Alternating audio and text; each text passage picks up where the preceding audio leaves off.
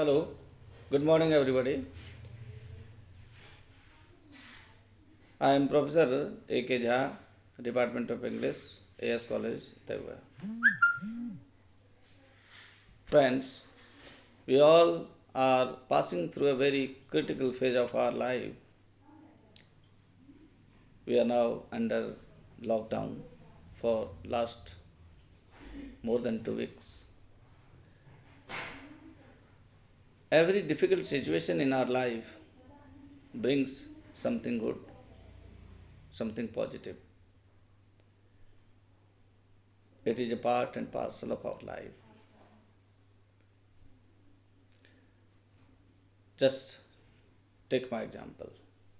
Never before this, even I had taken any initiative to appear on YouTube. This lockdown forced me to come and prepare a notes for you, my loving students, on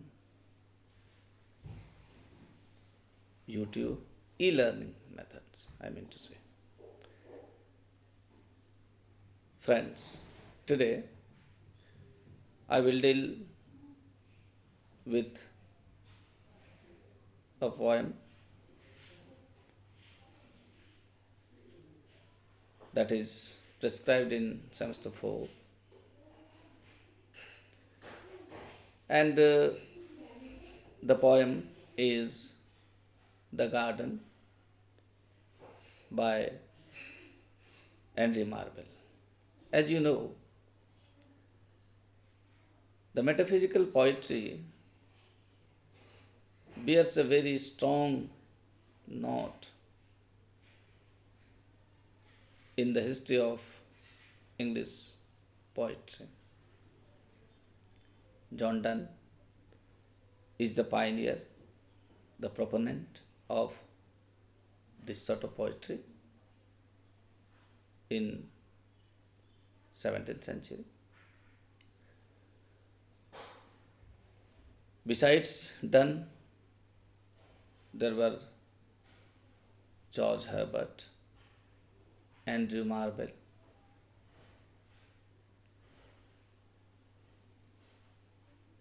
Crossa, Henry Vaughan, etc.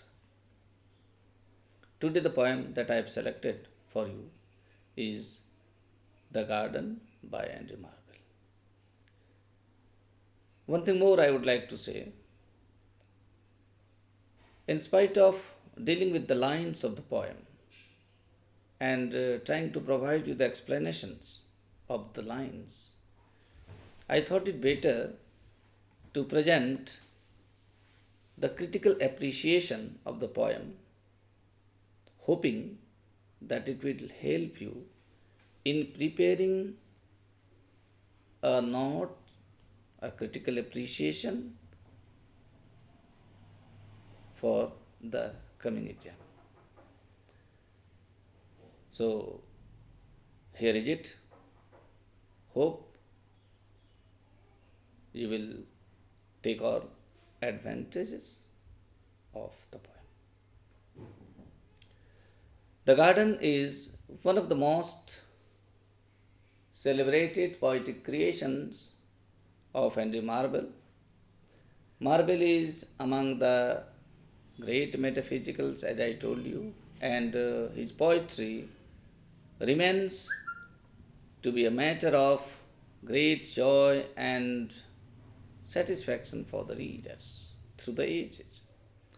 In the beginning, when he started writing poetry, he was mostly interested in writing amorous poetic verses, but as he grew on in the later years, there appears a deep religious fervor in his poetry.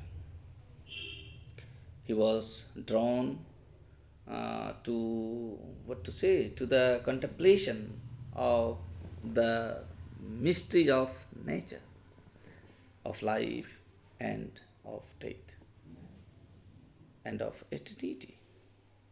As a religious poet of the 17th century, he is placed just after Donne, and along with George Herbert, uh, carried on the essence of metaphysical poetry further. Marvel is somewhat transitional. Transitional, you know, ending an era and the beginning of another era. So, he was somewhat transitional too. That's why, on the one hand, if his poetry bears out his Puritan patriotism, broad humanism, and broad metaphysical wheat, on the other, it is also marked with lyrical element of the Elizabethans. The Garden remains to be one of his representative poems, wherein his poetic achievement reaches to its height, both in its theme as well as its lyricism. It is his lyrical appreciations of natural beauty reaching to the height of excellence. The subject matter of the poem is a frank glorification of nature's beauty and bounty, joy and charm. The poet finds in her the message of whiteness and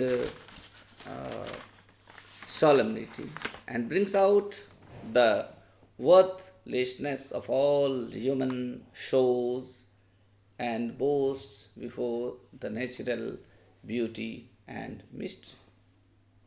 The poet seems to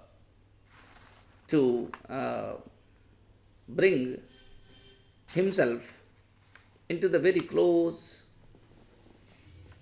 to the nature's beauty and bounty.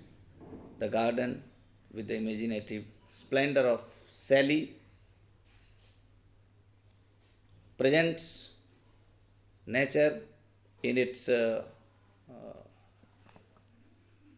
gigantic style, like that of Sally's Ode to the West Wind.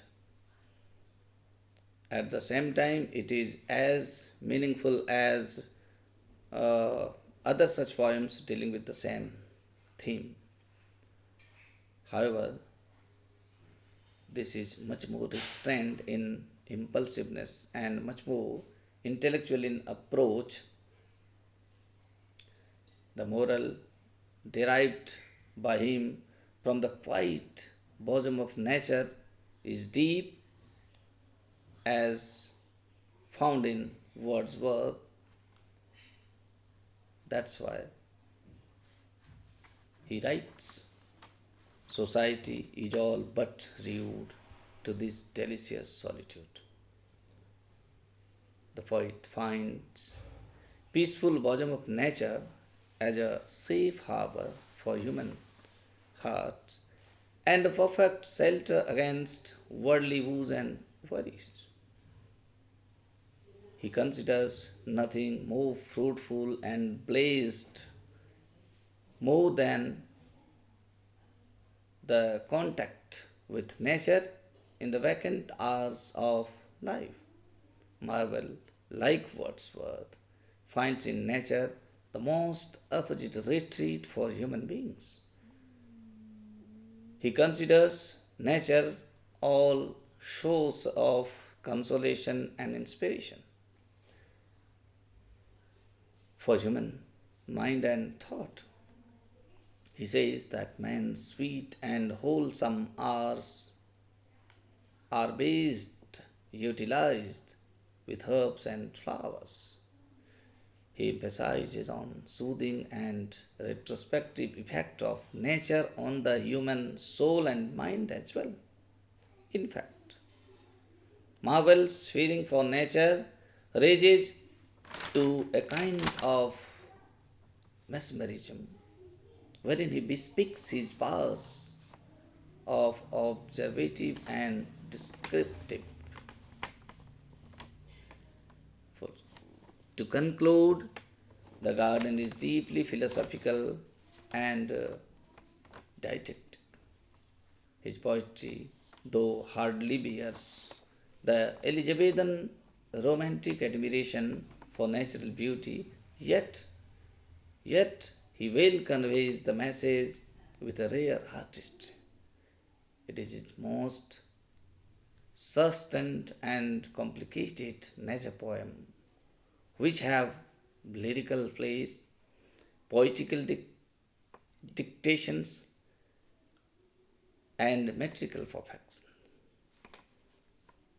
The exclusive use of iambic tetrameter and well organized couplets add to it the lyrical grace of solemn identification of nature.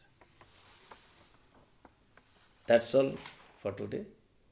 Hope you would have enjoyed, you would have learned, and this lecture will be of immense help when you will be preparing the critical appreciation of the poem. Thank you.